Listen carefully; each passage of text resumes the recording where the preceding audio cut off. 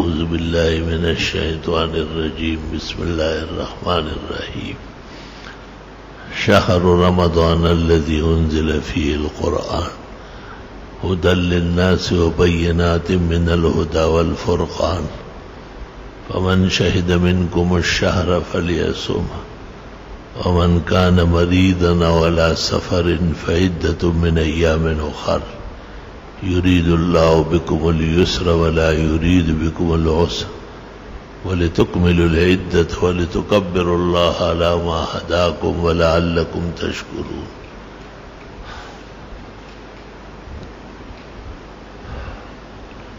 قال رسول الله صلى الله عليه وسلم قد أظلكم شهر عظيم شهر مبارك شهر المواساة أوله رحمة وأوسطه مغفرة وآخره عتق من النار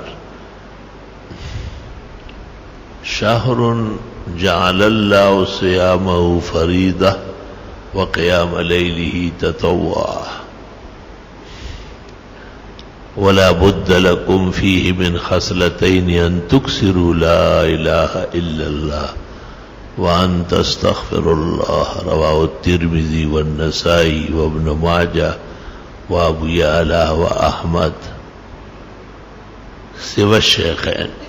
اللهم صل وسلم على النبي وعلى آله وأصحابه وبارك وصل وسلم عليه. بزرگوں اور بھائیوں، اللہ کا احسان ہے کہ ایمان کے ساتھ قدر صحت کے ساتھ ہمیں رمضان شریف نصیب فرمایا. اللہ تعالیٰ کی بہت بڑی مہربانیوں میں سے قرآن شریف ہے، وہ اس مہینے میں نازل ہوا ہے. اللہ تعالیٰ سب سے زیادہ خوش تقویٰ سے ہوتے ہیں. تقویٰ روزے کا غرض اعظم اور مقصد اصلی ہے. لعلکم تتقون. انسانوں میں ایمان کے بعد جو اچھی خصلتیں ہیں وہ تقویٰ ہے، اور تقویٰ کے لیے کچھ اسباب ہے. مثلا کم کھانا یا بالکل نہ کھانا، دیر تک جاگنا اور زیادہ عبادت کرنا. رمضان شریف میں یہ سب کام ہو جاتے ہیں. صبح صادق سے لے کر غروب آفتاب تک نہ کھانا اور نہ پینا، اور اپنی حلال بیوی سے مجامعت نہ کرنا،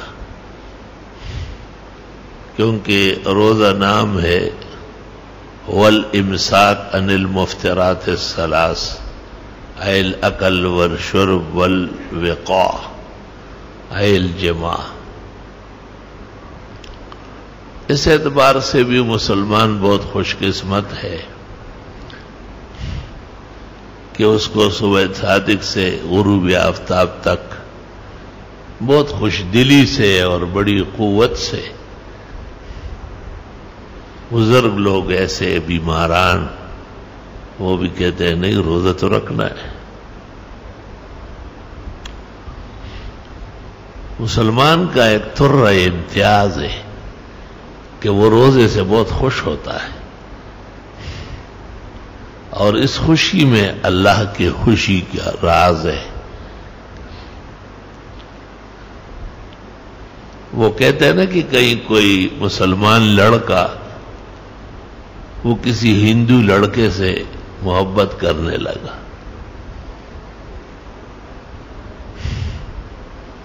تو اس لڑکی کے رشتہ داروں نے اس کو کہا کہ تو مسلمان ہے اور ہم ہندو ہیں، ہماری لڑکی کو کیوں تم چاہتے ہو؟ اس نے کہا بس مجھے اس سے شادی کرنی ہے. تو انہوں نے کہا پھر آپ کو ہندو ہونا پڑے گا. اس نے کہا بہت اچھا. اس کو لے گئے مندر میں، اور مندر میں اس کو وہ جو طور طریقہ تھا کسی کو ہندو بنانے کا وہ ٹنگڑا تھا، انہوں نے کی ہوگی. کچھ دن جب گزر گئے تو یہ لڑکا قسم قسم کی دالیں، چٹپٹے مسالے گھر لانے لگا. تو بیوی نے پوچھا کہ یہ کیا ہے؟ کہا رمضان شریف کا مہینہ آ رہا ہے، کل یا پرسوں شروع ہو جائے گا۔ اس عورت نے کہا آپ کا رمضان سے کیا کام؟ کہا کیوں؟ کہا آپ ہندو ہوئے؟ کہ ایسا ہندو بھی نہیں ہو کہ روزہ نہیں رکھوں گا، رمضان شریف میں سحری کروں گا اور دن بھر تلاوت اور نمازیں پڑھوں گا اور رات کو تراویح بھی پڑھوں گا۔ ایسا اخلاص تھا اس میں اور ایسے کرم اور جود دل سے کہا کہ ایسا ہندو بھی نہیں ہوں کہ رمضان آئے اور میں روزے نہ رکھوں۔ تو اس بی بی نے کہا چلو میں بھی مسلمان ہوتی ہوں اور ہمارے والدین کو پتہ نہ چلے تو اچھا ہے، خواہ آپ کے ساتھ جنگ کریں گے، شور کریں گے۔ وہ خود اٹھتی تھی اور سحری تیار کرتی تھی اور دونوں میاں بیوی مل کے سحری کرتے تھے، پھر روزہ دن بھر جو روزے دار کے اعمال ہوتے ہیں۔ تو دیکھو ایک ایسا جذبہ بھی اسلام میں ہے مسلمان میں کہ اس نے وقتی نفسانیت کے لیے بظاہر مذہب چھوڑ دیا، لیکن جب رمضان آیا تو اس نے کہا یہ ایسا نہیں ہو سکتا ہے، یہ ہمارا مذہب کا بہت بڑا مہینہ ہے اور اس کے بغیر میں نہیں رہ سکتا ہوں، میں نے ضرور سحری کرنی ہے، دن بھر روزہ رکھنا ہے، شام کو افطار کرنا ہے اور عشاء کے بعد تراویح کی نماز پڑھنی ہے۔ اللہ کا لاکھ لاکھ شکر و کرم ہے، اللہ نے مسلمانوں کو یہ نصیب فرمایا ہے۔ تو ایک تو رزق جو ہے حلال طیب، اس کی ممانعت ہو جاتی ہے، اتم الصیام الی اللیل، رات تک کچھ کھانا پینا نہیں۔ اگر بھولے سے کھایا یاد ہی نہیں رہا تو علماء کہتے ہیں کہ اگر بزرگ ہے یا بیمار ہے تو مت یاد دلاؤ، دے دو اس کو پانی شربت۔ حدیث شریف میں ہے انما اطعمک اللہ وسقاک، اللہ تعالیٰ نے آپ کو کھلایا پلایا، اللہ کا خاص مہمان ہے، اس کے لیے قانون اٹھا لیا۔ اور اگر جوان ہے، طاقتور ہے تو اس کو یاد دلا دو کہ روزہ کا مہینہ ہے اور روزہ ہے، مت کھاؤ پیو۔ پھر جب پیٹ خالی ہو تو دیکھیں آدمی بظاہر نڈال ہوتا ہے لیکن یہ توانا ہوتا ہے۔ الحمدللہ آج بھی ہم نے 9 بجے سے لے کے 11:15 تک تفسیر پڑھائی ہے، حالانکہ میں کئی گناگو امراض کا شکار ہوں۔ یقین کر لے کہ رمضان شریف شروع ہوتے ہی میں نے مرض کی کمی اور صحت کی زیادت محسوس کی، والحمدللہ علی ھذا، کیونکہ بیشتر بیماریوں کو جو توانائی ملتی ہے وہ کھانے پینے سے۔ حقیقت یہ ہے کہ یہ فنا کی دلیل ہے کھانا پینا۔ دیکھو رب العزت ہمیشہ سے ہے اور ہمیشہ رہے گا، تو نہ کھاتے ہیں نہ پیتے ہیں، کوئی ان چیزوں سے ماورا ہے، منزہ ہے، مبرہ ہے۔ ملائک کو اپنے خاص نظام کا پرزہ بنایا ہے، تو وہ بھی نہ کھاتے ہیں نہ پیتے ہیں نہ سوتے ہیں نہ بچے دیتے ہیں۔ انسانوں کو کھانے پینے کی مشینری بنایا ہے۔ وہ انگریزوں نے اس پر بڑا غور کیا تھا کہ انسانیت کا مقصد کیا ہے،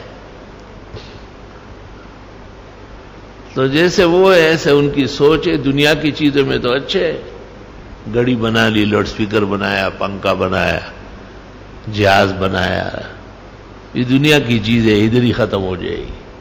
آخرت کے لیے بالکل کوڑ مغز ہے۔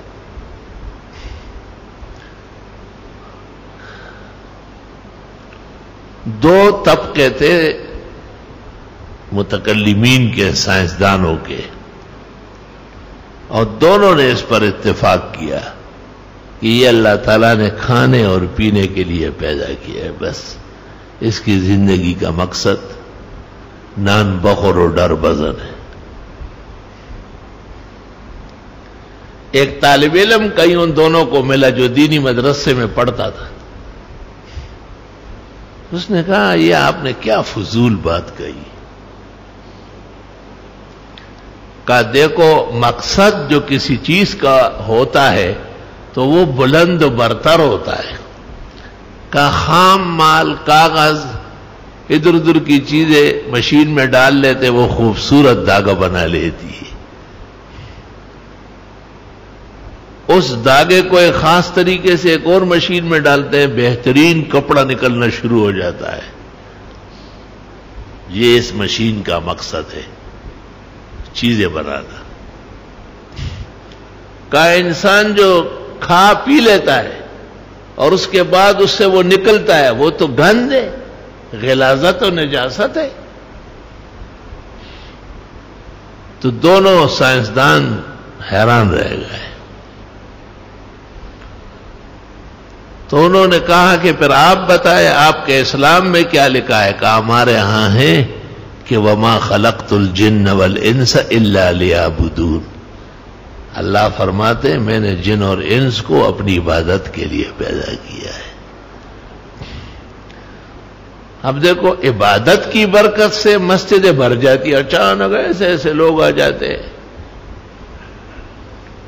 ہمارے نیو کراچی میں ایک زمانے میں میں اوائل طالب علمی میں امام رہا ہوں، اب وہاں بہت بڑا ادارہ بنا ہے، عزیز محمد سلم ہوا ناظم اعلی امام خطیب ہے، ادارہ یہی کا شاخ ہے۔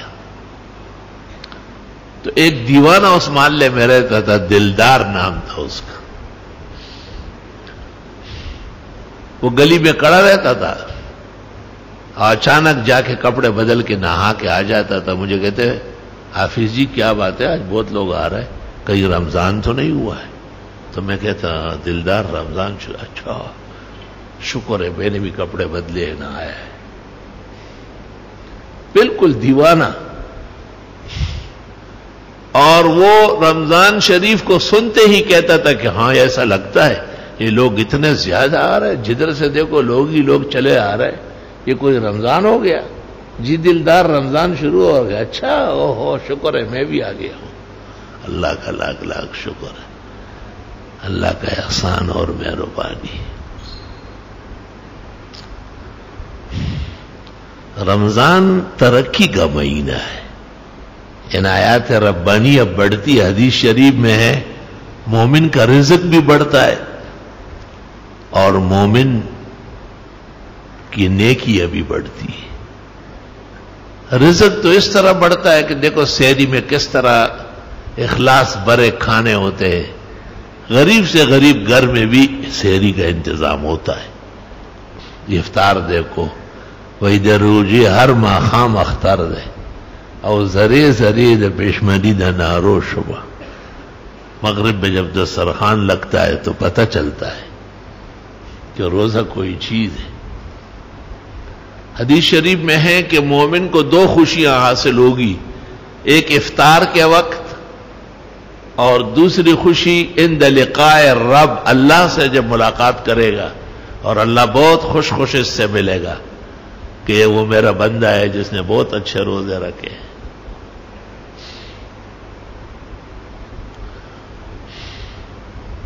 محدثین کہتے ہیں کہ عند الافطار کا مطلب یہ نہیں کہ رنگ برنگ کے چولے ہیں اور گرم گرم پکوڑے سموسے اور کباب ہے، بلکہ خوشی اس بات کی ہے کہ جو روزہ شروع ہوا تھا وہ بخیر مکمل ہو گیا۔ خوشی تو تکمیل عبادت کی ہوتی ہے، پیٹ بھرائی کی نہیں ہوتی ہے، تو توابع ہے۔ جو روزہ صبح صادق سے شروع ہوا تھا، شکر ہے بیماری نہیں آئے، شکر ہے بیچ میں سفر نہیں ہوا، شکر ہے کوئی عارضہ پیش نہیں آیا، خیر و عافیت سے پورا ہو گیا ہے۔ اللہ تمام روزے بخیر و عافیت پورے فرمائے اور خوب نصیب فرمائے۔ بیویوں کو ماہواری آ جاتی ہے، روزہ ختم ہو جاتا ہے۔ تو جب یہ روزہ صبح صادق سے لے کر غروب آفتاب تک بخیر و عافیت مکمل ہو جائے تو اللہ کے نیک بندے کو بڑی خوشی حاصل ہوتی کہ خدایا تیرے نام کا میں نے روزہ رکھا تھا اور تیرے رزق سے ہی افطار کرتا ہوں۔ اللہم لک صمت وعلی رزقک افطرت، یہ دو لفظ حدیث میں ثابت ہے، باقی وبک آمنت وعلیک توکلت وہ کہیں نہیں لکھا گیا ہے کہ یہ مختلق اور من گڑت الفاظ ہیں۔ سحری کے وقت بھی دعائیں قبول ہوتی ہے کہ وہ آخری لمحہ ہے، اور افطار کے وقت بھی دعا قبول ہوتی ہے، لیکن علماء دین کہتے ہیں کہ افطار میں عجلت سنت ہے، کیونکہ روافظ 15-20 منٹ دیر کرتے ہیں اور وہ راہ راست سے ہٹے ہوئے ہیں۔ تو جو سنت دعائیں وہ تو دو لفظ ہے، کھجور جتنی دیر میں منہ تک پہنچتی ہے اللہم لک صمت وعلی رزقک افطرت تو ہو جائے گا، لیکن بعض بزرگان دین و ہمارے تبلیغی دوست بڑے لمبے ترانے گاتے ہیں، تو ان کو 4-5 منٹ پہلے شروع کرنا چاہیے نا، دعا کوئی منع تھوڑا ہی ہے، 4-5 منٹ پہلے شروع کرے اور جب وقت ہو جائے تو بس اللہم لک صمت وعلی رزقک افطرت، اور جس چیز سے بھی روزہ افطار کرنا ہو۔ یہ مناسب نہیں ہے کہ وقت ہو چکا ہے اور کوئی شخص مختلف طرز کے گیت گاتا ہے، ان گیتوں کی کوئی ضرورت اب نہیں ہے۔ اس وقت عبادت یہی ہے کہ تعجیل فی الافطار من شعائر اہل السنہ والجماعہ۔ اس لیے مغرب کی نماز ہمارے ہاں اذان کے فوراً بعد ہے، یہاں تک کہ جن لوگوں نے کچھ وقفہ نکالا ہے علماء نے ان پر ناراضگی ظاہر کی، محقق الاثر نے، مولانا لدھیانوی نے، بلکہ خیر المدارس ملتان کے مفتی عبدالستار نے لکھا کہ یہ توقف جو ہے یہ تشبہ بالرفض ہے، یہ روافظ کے اعمال میں سے۔ لیکن یہ جو وقفہ ہے اذان کے بعد وقت داخل ہونے کے بعد، یہ بالوجہ ہے، اس کو کہتے ہیں وقفہ ناشئہ من دلیل، اور وہ ہے التعجیل فی الافطار۔ فقہاء نے لکھا ہے کہ اگر کوئی روزہ افطار کیے بغیر مغرب پڑھ لے تو مکروہ ہے، ناپسندیدہ کام کیا ہے اس نے۔ جتنی حاضر چیزیں ہو ان چیزوں سے فراغت ہو سکتی ہے، 5-10 منٹ وقفہ اس میں ہو جائے گا۔ تو بعض لوگ سمجھتے ہیں کہ یہ تو نہیں مانتے اور اب کرتے ہیں، تو میں نے کہا وہ جو نہیں مانتا ہوں وہ نہ ماننے کا ہے، اور یہ جو مانتا ہوں اس کی دلیل و وجہ موجود ہے۔ وہ وقفہ ناشئہ من غیر دلیل ہے، اور یہ وقفہ ناشئہ من دلیل ہے، وَكَمْ مِنْ فَرْقٍ مِنْ دَلِيلٍ وَبِعَدَمِ الدَّلِيلِ۔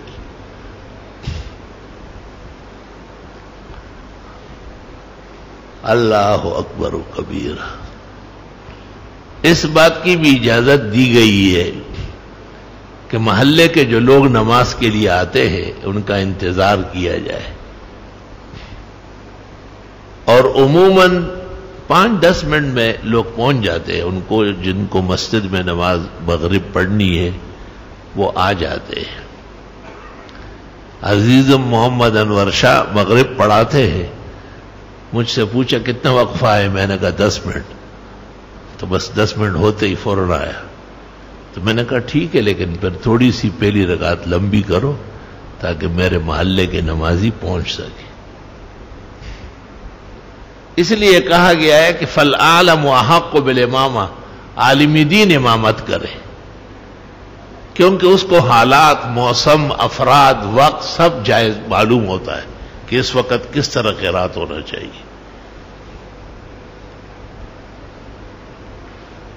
حافظ صاحب اور قاری صاحب غریب بس وہ تو توتی چرخرے اور توتی چرخرے، آگے اس کو کچھ پتہ نہیں چلتا ہے کہ اس وقت کیا پڑھنا ہے اور کیا پڑھنے کا موقع ہے۔ لا الہ الا اللہ وحدہ لا شریک لہ لہ الملک ولہ الحمد وعلی کل شیء قدیر۔ تو ایک تو تقویٰ اس لیے رمضان شریف کے روزوں سے آ جائے گا کہ کچھ عرصہ بغیر کھانے کے آدمی رہتا ہے، بغیر پینے کے، یہ بہت بڑی بات ہے۔ اندرون استعام خالی دار تادرو نور معرفت بینی، پیٹ کو کبھی کبھی خالی رکھا کرو تاکہ خدا کی معرفت کا نور تمہیں نظر آ جائے۔ تہی از حکمت بعلت آن کہ خوری استعام تابینی، آپ تو اتنا کھا لیتے ہیں کہ آپ کو ناک نظر نہیں آتی۔ علماء دین نے لکھا ہے کہ افطار میں بھی اعتدال ہو، اس کے بعد کے کھانے میں بھی اعتدال ہو، وہ لب خوراؤ تل خوراؤ ڈیر خوراؤ گنڈیر خوراؤ، جو تھوڑا کھائے گا وہ ہمیشہ کھائے گا اور خیر و عافیت سے رہے گا، اور جو زیادہ کھائے گا کھانا اس کو کھا جائے گا۔ مولانا روم بھی کہتے ہیں خورد کو نظر رنجور را رنجور تر وہاں کے معمور است را معمور تر۔ اس لیے یہ بھی روزے کے آداب ہے۔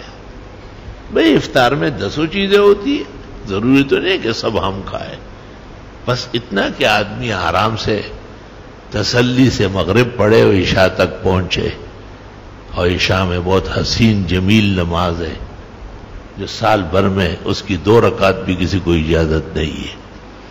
عید کے بعد اگر کوئی شخص 2 رکعت نفل جماعت سے پڑھے تو بھی گناہگار ہوگا، کیونکہ ثابت نہیں ہے۔ اور رمضان شریف میں عشاء کی نماز کے بعد متصل 20 رکعت تراویح پڑھائی جاتی ہے۔ یہ بڑی نماز ہے، اور حدیث شریف میں اشارہ ہے کہ جس طرح اللہ تعالیٰ نے روزے فرض فرمائے وقیام لیلہ تطوع، اس طرح تراویح کی نماز بھی اللہ نے ہی سنت اور نفل بنایا ہے۔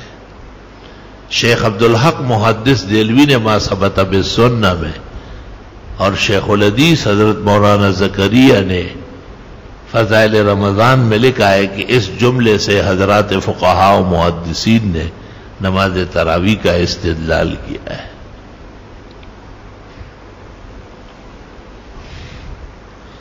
صحیح بات یہ ہے کہ رسول اکرم صلی اللہ علیہ وسلم نے بھی 2-3 راتیں 20 رکعت پڑھائی ہے، 20 رکعتا والوتر، سنن کبریٰ للبیہقی۔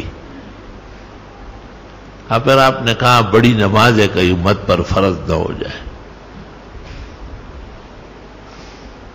ابو بکر کا زمانہ بونچال فتنہ و پریشانیوں کا تھا، حضرت عمر کا دور جب آیا تو احکام کے اندر انضباط ہونے لگا، تدوین ہونے لگی۔ تو حضرت عمر رضی اللہ تعالی عنہ عشاء کے وقت مسجد میں داخل ہوئے، فرأى الناس متوزعین، آپ نے لوگوں کو مختلف ٹولیوں میں دیکھا، کئی ایک حافظ کھڑے ہیں پیچھے 2-3 ہیں، کئی دوسری جگہ حافظ کھڑے ہیں پیچھے 2-4 ہیں۔ آپ درمیان میں کھڑے ہو گئے اور آپ نے کہا مالی اراکم متوزعین، یہ کیا ٹکڑوں ٹکڑوں میں بیٹھے ہوئے ہو؟ وانتم اصحاب رسول اللہ صلی اللہ علیہ وسلم، پیغمبر کے صحابہ ہوگا۔ حل اجمعکم تحت قارئ واحد، ایک قاری کے پیچھے پڑھا کرو۔ اور ابی بن کعب جن سے پیغمبر قرآن سنتے تھے اور اللہ نے ان کو حکم دیا تھا کہ سورۃ بینہ سے سن لے، آپ اس کو کہا کہ تم پڑھاؤ، اور تمیم کو کہا کہ تم پڑھاؤ، دونوں موجود رہتے تھے، اور فرض خود پڑھا لیتے تھے اور پھر حضرت عمر پیچھے ہو جاتے تھے، اور یہ 2 حضرات کبھی 10 کبھی ایک رات ایک، دوسری رات دوسرا، 20 رکعت پڑھا کر پھر حضرت عمر آگے ہو کے وتر پڑھا لیتے تھے۔ فصل فی قیام رمضان، فتاوی ہندیہ جلد اول، 500 فقہاء و محدثین نے یہ عمل لکھا ہے۔ اور تمام مساجد میں حضرت عمر نے لکھا کہ عشاء کی نماز سے متصل 20 رکعت تراویح پڑھو اور وتر اس کے ساتھ پڑھو تاکہ رات کو کوئی نفل و وفلوں کی شرارت نہ کرے. لوگوں کو یہ بہت فکر ہے کہ اوہو اتنی پاک راتوں میں تہجد و قیام اللیل، یہ 12 رکعت تہجد ہے اور 8 رکعت قیام اللیل ہے، اس سے تراویح بنی ہے. کچھ ذرا دماغ میں کچھ بات ڈالو. یہ 20 رکعت اصل میں رات بھر کی عبادت ہے. کوئی قیام اللیل کرتا ہے کوئی نہیں، لیکن تراویح میں تو کر ہی لے گا. کوئی تہجد پڑھتا ہے کوئی نہیں، لیکن تراویح میں تو ضرور 12 رکعت شامل ہو گئے اور اخیر میں وتر پڑھا لیتے. علماء کہتے ہیں کہ اگر کسی شخص کی عادت ہے کہ وہ ہمیشہ تہجد پڑھتے ہیں صرف رمضان میں نہیں، تو وہ وتر چھوڑ سکتا ہے اور بعد میں تہجد کے بعد پڑھے. لیکن غور و خوض کرنے کے بعد پتہ چلا کہ یہ جواب ٹھیک نہیں ہے، کیونکہ سال بھر میں تہجد بھی ہوگی اور قیام اللیل بھی، لیکن پھر نہ جماعت ہوگی اور نہ وتروں کی جماعت ہوگی. اس لیے بجائے بعد میں نوافل پڑھنے کے اور اس کے بعد وتر پڑھنے کے مال جماعت وتر ہو جائے تو یہ زیادہ افضل. ید اللہ علی الجماع صحابہ کرام کا پسندیدہ عمل ہے. پیغمبر نے کہا ہے اجعلوا آخر صلاتکم باللیل وترن، رات کے آخری نماز وتر پڑھا کرو. اس لیے وتروں کی نماز کے بعد نوافل ناپسندیدہ ہے. اجر پسندیدہ پر ملتا ہے، ناپسندیدہ پر کوئی اجر نہیں دیتا. اور پیغمبر کا اتباع اور صحابہ کا اس میں ہے کہ آپ نے تراویح و وتر پڑھ لی ہے، بس آپ فارغ ہیں. تو دنیا میں ایک نفل ہے بس، اور کوئی کام نہیں ہے. والمستغفرین بالاسحار قرآن میں ہے کہ سحری کے وقت استغفار کرنا چاہیے. اور حضرت یعقوب کو جب بیٹوں نے کہا معاف فرمائے، کہا سوف استغفر لکم ربی، میں اللہ سے تمہارے لیے معافی مانگوں گا. عبداللہ ابن مسعود سے تفسیر کبیر میں مروی ہے اخرہ الی السحر، یہ دعا انہوں نے سحری کے لیے مؤخر کی کیونکہ سحری کی دعائیں کوئی اور شان رکھتی ہے. دلا بسوز کے سوزے تو کا رہا بکنت، دعائیں نیم شبی دفع صد بلا بکنت. کسی کے ذمہ قضا نمازیں ہوں تو وہ بھی پڑھ سکتا ہے وتروں کے بعد.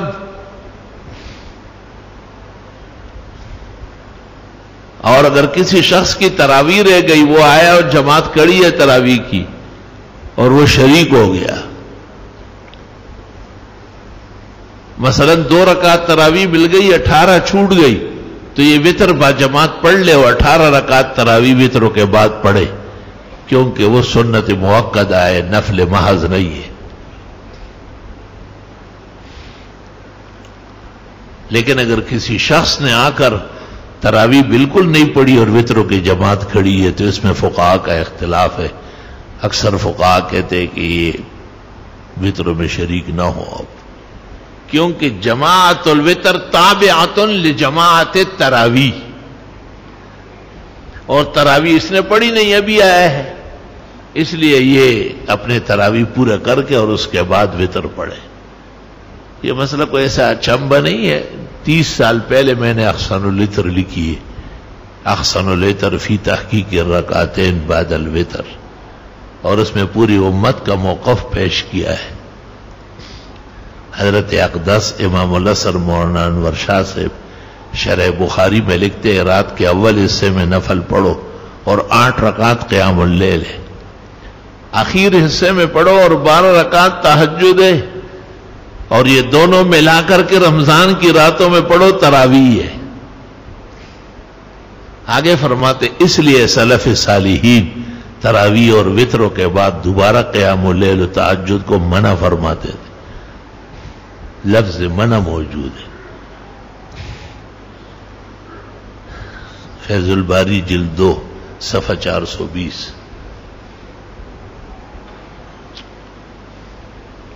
محقق علی الاطلاق ابن الحمام سے پوچھا گیا کہ ہم مسجد میں تراویح اور وتر پڑھ کے پھر گھر جا کے نفل پڑھ سکتے ہیں؟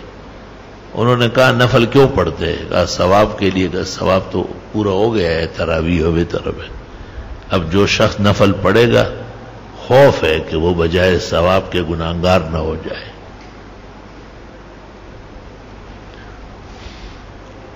صاحب بحر نے کہا ہے کہ قدیم زمانے میں صلحاء ایک دوسرے کو تاکید کرتے تھے کہ رات کے وتر کو خراب نہ کرنا، اس کے بعد نفلیں پڑھ کر۔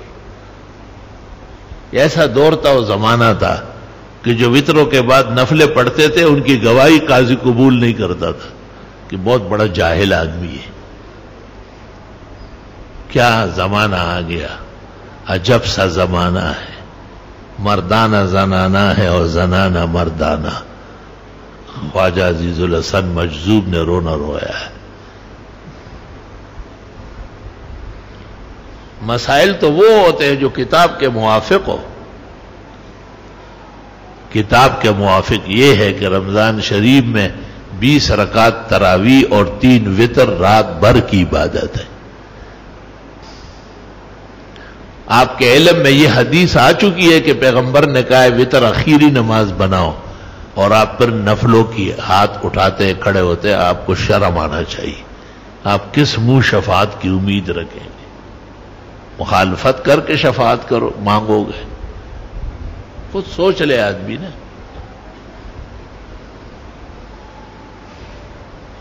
رہ گئی یہ بات کہ اور مولوی نہیں کہتے تو وہ ان کا قصور ہے، میں ان کا ذمہ دار نہیں ہوں۔ لست علیہم بمسیطر، میں ان کا کوئی آئی جی مقرر نہیں ہوں۔ میں نے اپنے شاگردوں کو حدیث کے درس میں بھی اور تفسیر کے درس میں بھی ہدایت کی ہے کہ علم کے مطابق عمل کرو، عوام کے ہاں میں ہاں نہ ملاؤ، عوام آپ سے سیکھنے آتے ہیں۔ اللہ اکبر۔ استاد محترم مولانا یوسف بنوری جامع مسجد بنوری ٹاؤن میں رمضان میں کھڑے ہوتے تھے کہ وتروں کے بعد بس گھر جایا کرو، نہیں پڑھا کرو نفلیں۔ تو لوگ نہیں سمجھتے تھے، وہ حیران ہوتے تھے کہ کیا ہو گیا اتنے بڑے عالم کو، اصل میں اس کے لیے ماحول، اس کے لیے تمہید۔ حضرت بڑی شان و شوکت کے تھے، ان کا اشارہ ہی کافی تھا۔ ایک بڑے استاذ تھے، وہاں نام لینا مناسب نہیں ہے، ان سے کوئی پوچھتا تو وہ کہتے تھے اب پڑھ لو، کوئی فرق نہیں پڑے گا۔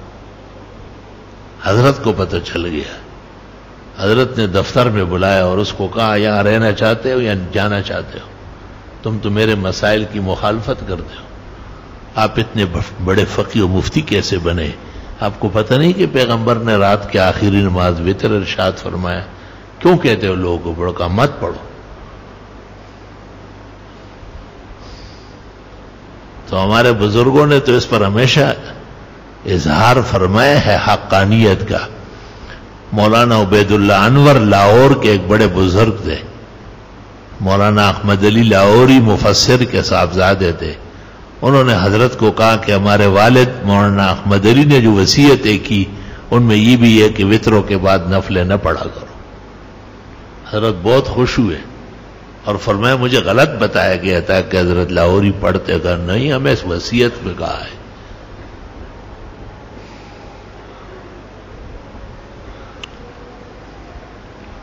اللہ اکبر و کبیرہ۔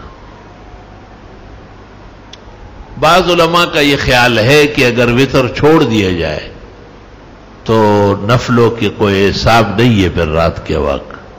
مولانا عبدالحی لکھنوی نے اس پر کتاب لکھی ہے، ان الکثر فی العبادہ لیست ببدعہ، کتاب کا نام ہے۔ لیکن زیادہ پسندی یہ بات انہوں نے بھی مان لی کہ وتروں کے بعد نہیں۔ فتاوی شام میں ہے کہ جو شخص تھکا ہوا ہو اور وہ تہجد میں نہیں اٹھ سکتا ہو، عشاء کی نماز کے کچھ دیر بعد کچھ رکعات پڑھے، اگر امکان ہے کہ صبح اٹھ سکے گا تو وتر چھوڑ دے، اور اگر امکان نہیں ہے تو وتر بھی پڑھ لے۔ فرمایا قیام اللیل و تہجد دونوں ہو گئے۔ سنن دارقطنی میں ہے کہ کچھ لوگ جو بھیڑ بکریاں چراتے تھے انہوں نے پیغمبر سے کہا کہ ہم تو اتنے دور تک بیڑ بکریاں لے چلتے ہیں جنگلوں میں، واپس آ کے ہم میں کوئی جان نہیں ہوتی، مشکل سے عشاء پڑھتے ہیں. آپ نے کہا اسی کے ساتھ کچھ رکعات پڑھو اور پھر وتر بھی پڑھ لو، صبح تمہارے تہجد کے لیے کوئی ضرورت نہیں. سنن دارقطنی. اللہ اکبر و کبیرہ. اس میں مسئلے کسی کو نفل نماز سے ہم منع نہیں کرتے جیسے خام خیال لوگ سمجھتے ہیں، بلکہ نبی کی اتباع کا دبدبہ بتاتے ہیں اور یہ بتاتے ہیں کہ نبی کے حدیث کا کیا مقام اور مرتبہ ہے کہ جب آپ نے فرما دیا ہے کہ رات کی آخری نماز وتر پڑھا کرو، تو جب بھی آپ اس کے بعد نفل پڑھیں گے آخری نماز نفل ہوگی، وتر نہیں ہوگا. اور فَلْيَحْذَرِ الَّذِينَ يُخَالِفُونَ عَنْ أَمْرِهِ، ان لوگوں کو اللہ کے عذاب سے ڈرنا چاہیے جو پیغمبر کے حکم کے خلاف کرتے ہیں. اور جہل ہر جگہ ہوتا ہے. آپ کتنے ہوٹلوں میں جا کے دیکھیں کہ باقاعدہ جانوروں کے خوشیے پکا کے لوگوں کو کھلاتے، اور جو بیٹھے رہتے ہوئے مسلمان کلمہ گوئے کوئی ہندو یاتری یا سکھ پیارا نہیں ہے، وہ معلوم نہیں، جہالت ہے. آج تک لوگ جھینگا مچھلی سمجھ کے کھاتے ہیں، جبکہ حنفی فقہ میں 1% جواز نہیں ہے. قطعاً غیر ماہی ہے، حشرات الارض ہے، اور حرام اور ناجائز کا لفظ مولانا رشید احمد گنگوئی نے فتاوی رشیدیہ میں درج کیا ہے. کھانے پینے میں بہت کمزوریاں چل رہی ہیں. اور میں نے کہا کہ زقوم کو تم لوگ سٹرابیری کہتے ہو، اس کو بھی مت کھاؤ. اور ٹیلی ویژن پر بہت سارے ٹیلی ویژن کے مفتیوں نے واویلا کیا، لیکن اب سیدھے ہو گئے. زقوم یہی زقوم ہے، اور کیا ہے؟ سٹرابیری تو انگریزی نام لے رہے، اردو نام نہیں بتا سکتے. اس لیے احتیاط یہ ہے کہ ایسی چیزوں سے بچا جائے. البتہ اس میں نے اتنی گنجائش پیدا کی ہے کہ چونکہ اور علماء کرام یہی زقوم جو قرآن میں ہے وہ جہنمیوں کا خوراک ہے، اور یہی زقوم پشتو میں، اردو میں، عربی میں، فارسی میں اسی کو کہتے ہیں، تو بچنا چاہیے. مگر بہت سارے علماء یہ سمجھتے ہیں کہ یہ کوئی اور پھل ہے اور زقوم نہیں ہے. تو میں نے کہا کہ چلو اگر کوئی ان پر اعتماد کرتا ہے تو وہ کھا لے، کھانے سے اتنے مجبور ہے. یہ پیٹ اللہ نے ہمیں یہاں دیا ہے، دیکھو کتنا قمیص ہے اس کے اوپر، جبہ ہے، آرام تسلی سے. یہ پیٹ ٹینک نہیں ہے کہ سر کے اوپر رکھا ہے کہ اس کو بھرنا ہے، اس کو بھرنا ہے. کم کھاؤ، صاف ستھرا کھاؤ، شک شبے کی چیزیں نہیں کھاؤ. شک شبہ دماغ میں بڑھ جائے گا، عقیدت اور یقین ختم ہو جائے گا. وہ شیخ الاسلام مولانا حسین احمد مدنی، وہ لاہور میں ایک اجلاس ہوا تھا پاکستان سے پہلے، اس میں تشریف لائے تھے، بہت بڑا میلہ لگا ہوا تھا. تو وہ تقریر، اور اس کے بعد حضرت نیچے اترے، کچھ شاگرد ساتھ تھے، مولانا عبدالحق صاحب اکوڑا خٹک، استاد مولانا عبدالحنان صاحب، یہ سب ساتھ تھے. ایسے ہی جہاں کپڑے وپڑے بک رہے تھے وہاں تشریف لے گئے. ایک دکاندار نے پہچانا اور حضرت مدنی کے مقام مرتبے سے وہ واقف تھا. اس نے بڑے خوبصورت قسم کے تھان مردانہ اور زنانہ پیش کیے. حضرت اس کو ایسے دیکھتے رہے. حضرت کا موقف تھا کہ انگریز کے بنائے ہوئے اور ان کے میلوں میں جو کپڑے بنتے ہیں وہ میں نہیں پہنتا ہوں، اور میرے ماننے والے بھی نہ پہنے. تو دکاندار کو پتہ تھا، اس نے کہا حضرت یہ کھڈی کا بنا ہوا ہے اور یہ مل کا بنا ہوا نہیں، مشین کا. آپ نے کہا مجھے بھی پتا ہے، لیکن ایسا کپڑا بھی نہیں لینا ہے جو لگتا ہے ایسا ہو کہ شاید یہ مشین کا بنا ہوا ہے. یہ دیکھیں، اس کو کہتے ہیں شیخ الاسلام شیخ العرب والعجم، صدر المدرسین دارالعلوم دیوبند. وطن کے کام آیا ہے اسی کا عزم فولادی، حسین احمد کے قدموں کا تصدق ہے یہ آزادی. شک شبے والی چیزوں سے بھی بچنا ہے. اللہ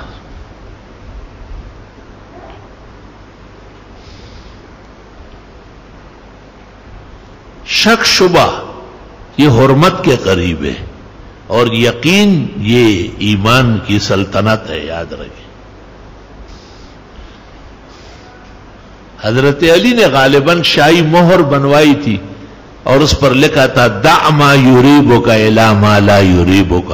شک شبے والے کو رہنے دو، بغیر شک شبے کی چیزوں کو استعمال کریں.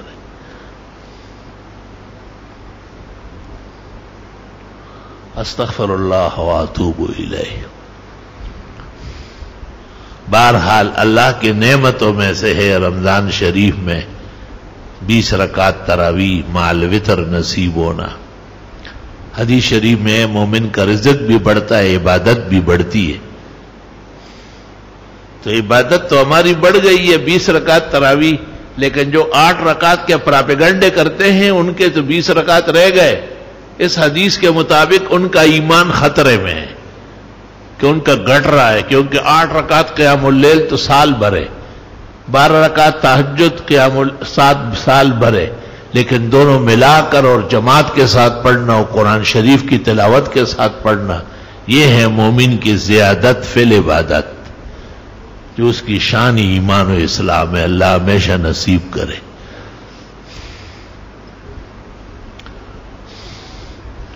صحابہ کرام ہر رکعت میں 1 رکوع پڑھتے تھے اور 27ویں کو ختم ہوتا تھا.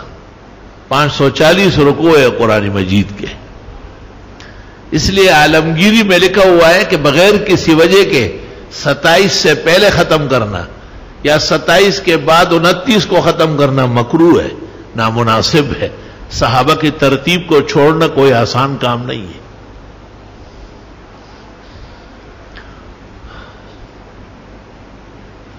اب اس مسئلے سے کون واقف ہے؟ کوئی 1 روزہ پڑھتا ہے، کوئی 6 روزہ پڑھتا ہے، ایک تماشا بنایا ہوا ہے اور پھر کہتے ہیں کہ بس جی ہو گیا، ختم، پورا ہو گیا. 2 سنتیں مستقل ہے. 30ویں روزے تک ہر رات 20 رکعت تراویح مستقل سنت ہے اور اس میں قرآن مجید پڑھنا یہ مستقل سنت ہے. ایسی صورت میں ان لوگوں نے جو 6 روزہ اور سب 20 روزہ کرتے ہیں، ختم کی سنت تو پوری ہو گئی لیکن وہ دوسری تو رہ گئی، 20 رکعت تراویح ہر رات کو. اور میں نے جو عبارت سنائی عالمگیری کی، اس سے تو پتہ چلتا ہے کہ ختم پہلے کرنا بھی محل نظر ہے.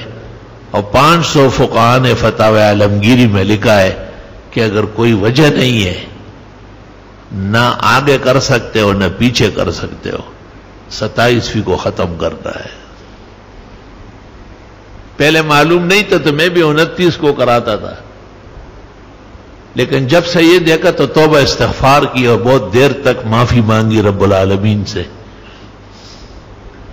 اور میں نے اس دن سے اہتمام کیا. کیونکہ فقہ کے اندر 27ویں رمضان نہیں کہتے، لیلۃ القدر کہتے ہیں. فقہاء کرام اور مجتہدین کا اس میں اختلاف نہیں ہے کہ ہر ملک کے رمضان شریف کے 27ویں وہاں کے رمضان والوں کے لیے لیلۃ القدر ہے. اور اس لیے وہ کہتے ہیں کہ جب آج لیلۃ القدر ہے تو ختم قرآن دعا وہ بھی آج ہونا چاہیے.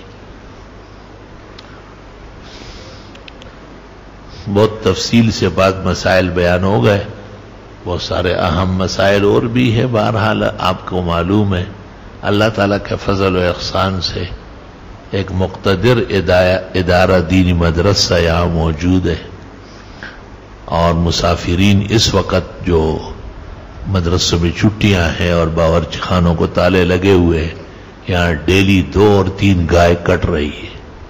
1200 مسافر علماء، فضلاء، متخصصین عاجز اور فقیر سے قرآن مجید سیکھنے آئے ہیں.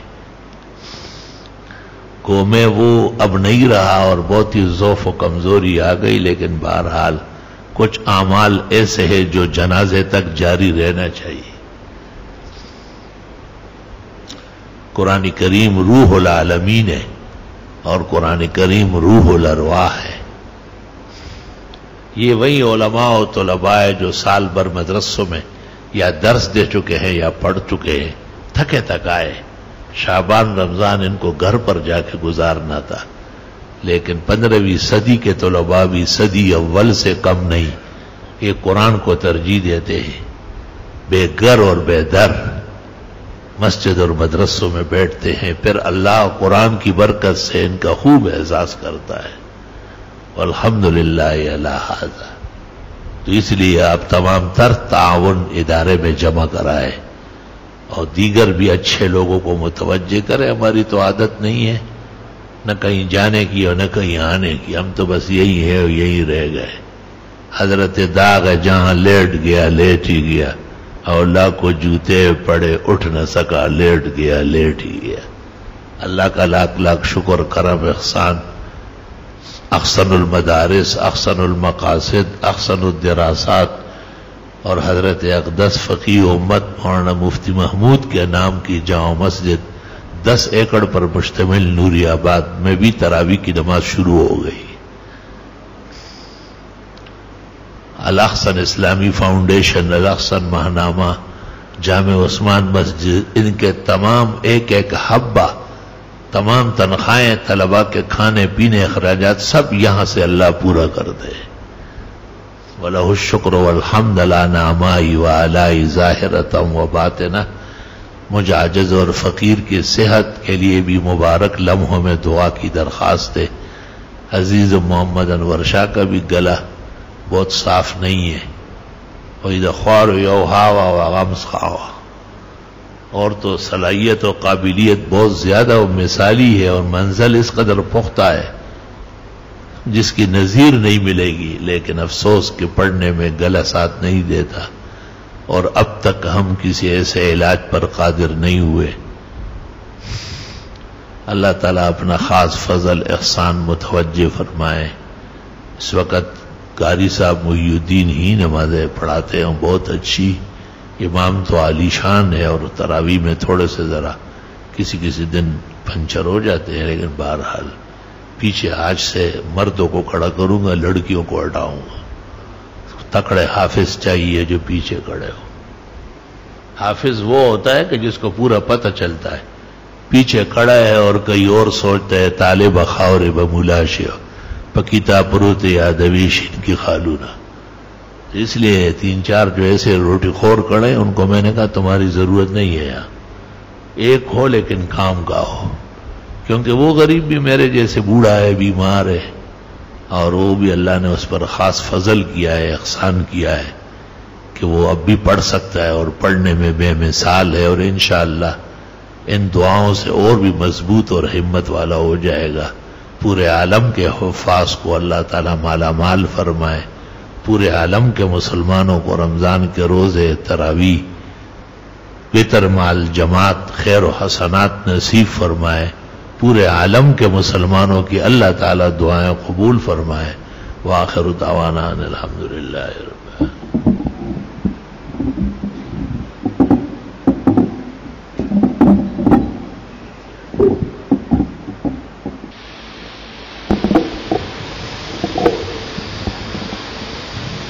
بسم اللہ الرحمن الرحیم۔ جو آگے بڑھ رہے ہیں وہ نمازیوں کا پورا خیال رکھیں۔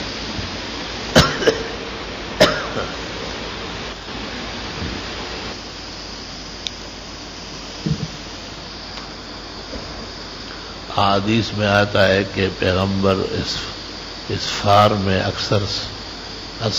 اکثر سیاہ امامہ پہنتے تھے، اور جمعے کے دن بھی۔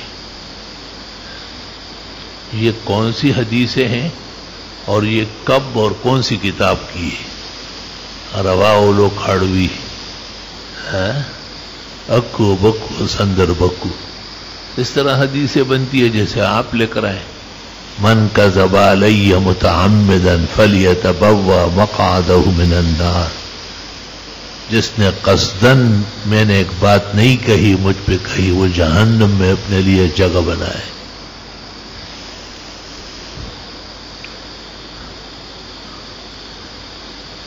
علامہ یوسف بنوری کو بنوری کس نسبت سے؟ حضرت آدم بنوری رحمت اللہ علیہ ان کے جد امجد تھے. ہندوستان میں کوئی بنور جگہ ہے، وہاں کے وہ باشندے تھے.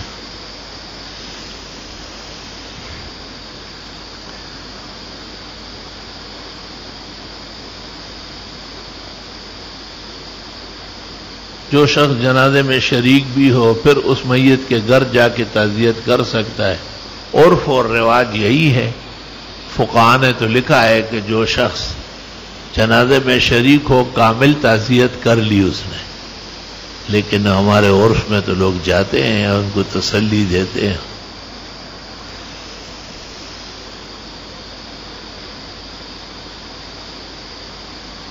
اگر وطروں کی نماز میں دعائے قنوت بھول جائے تو کوئی اور آیات ربنا آتنا فی الدنیا پڑھ سکتے ہیں. جی اگر بالکل ہی بھول جائے تو سجدہ سہو کرنا ہوگا.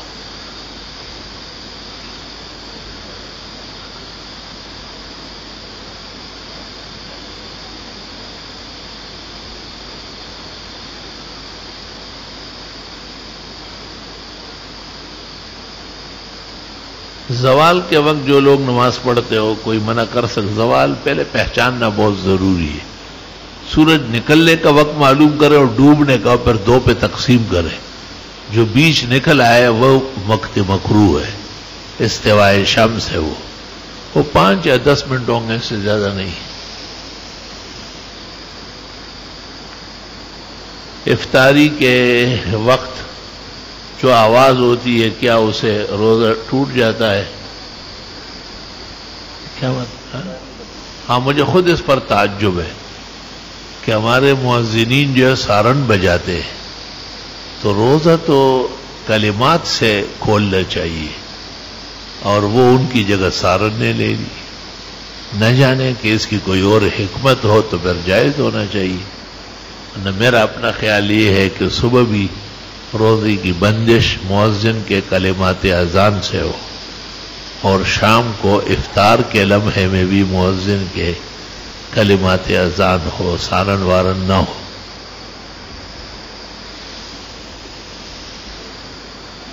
ممبر پر اسرائیلی روایت بیان کر سکتے ہیں؟ اسرائیلی روایات 3 طرح ہے. مکذوبات اس کا بیان کرنا حرام ہے. مصدقات وہ بیان کی جا سکتی ہے. مسکوت عنہ لا نصدق ولا نکذب، اس میں توقف چاہیے. پولیو ویکسین کے بارے میں کیا رائے ہے؟ سب علماء نے کہا ہے کہ لگائے، اگرچہ نقصان ظاہر ہے. حافظ قرآن جس کی عمر 15 سال ہے صرف تراویح کی امامت کرے، وتر اور جب فرضوں کی نہ کرے. آج کل روزے میں تھوڑی گرمی ہوتی ہے تو کیا روزے میں 2-3 دفعہ غسل کر سکتے ہیں؟ 50 دفعہ غسل کر سکتے ہیں. غسل پر کیا ہے پابندی ہے؟ اگر روزہ دار ناک کے ذریعے مٹی کے ذرات یا دھواں چلا جائے نادانستہ اور اس کو پتہ ہے کہ کوئی چیز نیچے اتر گئی ہے تو روزہ ٹوٹ جائے گا. البتہ کفارہ نہیں ہوگا، مطلق قضا ہوگی. اگر تراویح میں قرآن پڑھتے ہوئے امام صاحب سر کو ہلائے یا جھومے تو کیا حکم ہے؟ سر اس کا جھوم رہا ہے، فکر آپ کو ہے، آپ کا سر تو نہیں جھلایا ہے اس نے. جوش خروش والا حافظ ہوتا ہے اور وہ جیسے جیسے پڑھتا ہے تو وہ سر ہلاتا ہے. باقاعدہ شاہ ولق مولانا بھی سر ہلاتے تھے. نہ ہو تو اچھا ہے لیکن اس سے کوئی فرق نہیں پڑے گا. اگر کوئی آدمی 2 یا 3 رکعت پر بیٹھ کر سلام پھیر دے اور پھر اس کو یاد آئے کہ نماز باقی ہے، قبلے سے ہٹا نہ ہو، بات نہیں کی ہو، تو بس بقیہ رکعت پوری کر لے، اخیر میں سے جسو کر لے. شیو بنانا، داڑھی بنوانا گناہ ہے کیا؟ طواف کرتے ہوئے بھی وہ شخص گناہگار ہے. ہر وہ گناہگار ہوگا، طواف کا کیا مطلب ہے؟ کیا چاند کا مسئلہ دینی، علمی، فقی، مذہبی ہے یا قومی سیاسی ہے؟ آپ میرے خیال سے وہ جو کیا نام ہے فواد چودھری، اس کی باتوں میں آ گئے. یہ فضول لوگ ہیں. خود ٹیمپریری خان نے جو تماشا کڑا کیا ہوا ہے، دنیا حیران ہے. اور پاکستان کوڑیوں پائیوں کے حساب سے تباہ و برباد ہے. خدا تعالیٰ ان کے ظلم اور ان کی نااہلیت سے جلدی ملک و ملت بچائے. علماء کا مسئلہ ہے، علم کا مسئلہ ہے، اس میں اس طرح لوگوں کی کیا ضرورت ہے. امام مہدی سے قبل بھی خلافت قائم ہوگی یعنی ہوگی. اگر قائم ہوگی تو علماء کرام اس مغربی لنگڑی لولی جمہوریت کے بجائے خلافت کی دعوت عوام الناس کے کیوں نہیں دے رہے؟ آپ دے رہے یہ دعوت. آپ بھی تو مسلمان ہیں، کلمہ گو ہے. الشیخ تقی الدین البہانی بانی حزب التحریر ہمارے کابر علماء کی کیا رائے ہے؟ یہ سب گمراہ اور بے دین لوگ ہیں. ان کا کبھی بھی کوئی کام ٹھکانے پر نہیں ہوا ہے. اب تو جانتے بھی نہیں انہیں، لیکن عموماً عرب دنیا ان سے بہت تکلیف میں ہے، اور عربوں کو تکلیف دینا بھی ایمان کے خلاف ہے. پیغمبر نے کہا ہے عربوں سے محبت کرو، میں عربی ہوں، قرآن عربی ہے، جنتیوں کی زبان عربی ہے. آپ نے فرمایا جو عرب سے میرے لیے محبت کرے وہ ایمان والا ہے، اور جو بغض رکھے وہ منافق اور بے ایمان ہے. آپ حضرات مغرب سے درآمد اسلامک بینکنگ کے ناقد ہیں، لیکن مغرب سے درآمد اسلامی جمہوریت کے نہیں. کیا علمی مغائی آپ کے خام خیالی ہے، یہ آپ کی نافہمی اور کج فہمی ہے. میرا سوال یہ کہ میرا وضو زیادہ دیر تک قائم نہیں رہتا، یہ ہماری تقریباً 3 سال سے ہے. بس آپ معذور شرعی ہے، ہر وقت کے لیے تازہ وضو کیا کریں. مشکات شریف جلد 1 میں روایت ہے کہ پیغمبر رات کو 2 رکعت نفل پڑھتے تھے، اور یہ 2 وضاحت نہیں ہے کہ فجر کی 2 سنت اس سے مراد ہے. یہ وضاحت دوسری جگہ ہو چکی ہے کہ فجر کی 2 سنت مراد. مہر شرعی اور مہر فاطمی میں کیا فرق ہے؟ شرعاً تو 10 درہم مہر ہو تو نکاح کا انعقاد ہو جائے گا، اور مہر فاطمی 480 دینار ہے یا درہم ہے. احتیاطاً لوگ 500 لکھتے ہیں، جو شیخ الاسلام کا اصرار تھا کہ اس پر ہونا چاہیے. اس وقت مہر شرعی ہم اس کو کہتے ہیں کہ لڑکی والے اور لڑکے والے خوشی سے طے کر لیں.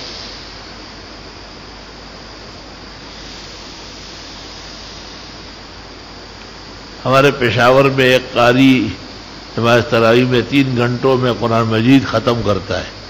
ایسا پڑھتا ہے جو سمجھ میں نہیں آیا، تو آپ کو انہوں نے رسی لگا کے وہاں لے گئے، خود تو جاتے ہو. بہرحال وہ بھی ایک معجزہ ہے، اتنا تیز اور جلدی پڑھنا. کیا ہم آفس کے اوقات پہ قرآن پاک پڑھ سکتے؟ جی پڑھ سکتے، جب آفس کے کام میں حرج نہ ہوتا ہو. ہمارے گھر میں 3 بار پانی کے لیے بورنگ کی لیکن ناکام ہوا. ابھی ایک اور بور شروع کیے. دعا فرمائے اللہ پاک بہت بسیار میٹھا شیرین پانی نصیب کرے. میرے والد صاحب سانس کے بیمار ہے، وہ روزے کی حالت میں وینٹولین استعمال کرتے. کیا اس سے روزے میں کچھ فرق پڑے گا؟ وینٹولین تو دوا ہے، وہ مشین میں ڈال کے وہ صفوف ہو جاتی ہے اور وہ حلقوم سے نیچے اترتی ہے. بعض علماء نے یہ خیال کیا ہے کہ چونکہ منہ میں گم ہو جاتی ہے، اور فقہاء نے کہا اذا جعل شیئا فی فمہ وتلاشا، گم ہو گیا تو وہ مفسد صوم نہیں ہے. لیکن یہ تو معلوم ہے کہ اس مشین کے ذریعے یہ دوا صفوف ہو کر آنتڑیوں میں پہنچتی ہے اور تب جا کر کے آنتڑیاں کھلتی ہے. اس لیے درست بات یہ ہے کہ اس سے روزہ ٹوٹتا ہے.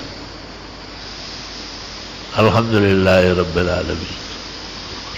مولانا سالک السلام علیکم وحدہ لا شریک لہ لہ الملک ولہ الحمد. یا اللہ یا اللہم لک الشکر والحمد.